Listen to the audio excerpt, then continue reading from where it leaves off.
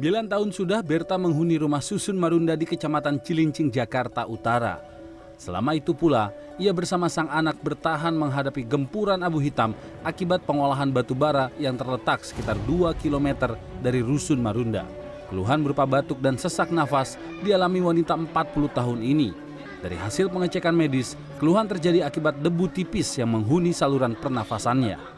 Waktu pertama itu kita pikir batuk biasa, apa ini kerongkongan sakit, tapi kedepannya ya sangat tebal debunya gitu. Di rumah kelihatan ya Bu? Kelihatan sekali. Itu sampai CT scan itu hasilnya bagaimana Bu menurut dokter itu? Saya waktu CT scan itu pertama rongseng, tapi karena hasilnya tidak jelas, suruh di CT scan.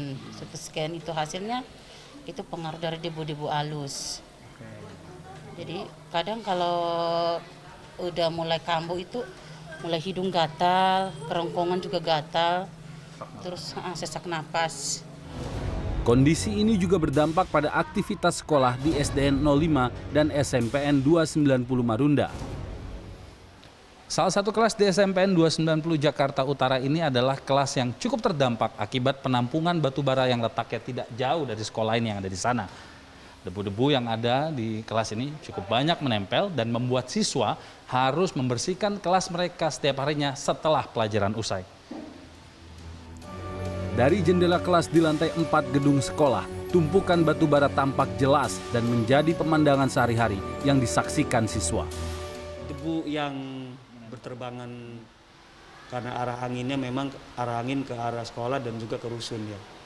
Sudah otomatis secara kesehatan debu batu bara karena termasuk ini ya zat ya berbahaya, terutama ya bagi kita untuk saluran pernapasan kita. Melihat kondisi ini, Dinas Lingkungan Hidup DKI Jakarta langsung melakukan pengecekan di lapangan. PT Karya Citra Nusantara selaku pengelola penampungan batu bara dinyatakan bertanggung jawab akibat pencemaran lingkungan yang terjadi. Sanksi administratif kemudian dijatuhkan berdasarkan surat keputusan Suku Dinas Lingkungan Hidup Jakarta Utara nomor 12 tahun 2022. Nah, sanksi administratif yang diberikan oleh Pak Kasudin itu langsung ke tahap ketiga, yaitu paksaan pemerintah. Jadi PT KCN itu dipaksa oleh pemerintah untuk membenahi pengelolaan lingkungan hidupnya. Itu ada 31 item. Item itu terdiri dari 11 item itu yang kita temukan di lapangan. Pelanggaran yang secara fisik kita temukan di lapangan. Kemudian 31 item lainnya itu secara dokumen lingkungan dan undang-undang lingkungan hidup atau secara regulasinya gitu. Menanggapi sanksi yang dijatuhkan, PT Karya Citra Nusantara berkomitmen melakukan perbaikan pengelolaan lingkungan di sekitar Pelabuhan Marunda. Beberapa langkah awal akan segera dilakukan untuk mengurangi dampak pencemaran. Yang berkaitan dan berdampak langsung adalah berupa ini loh Pak, mengenai alat pemecah angin Pak.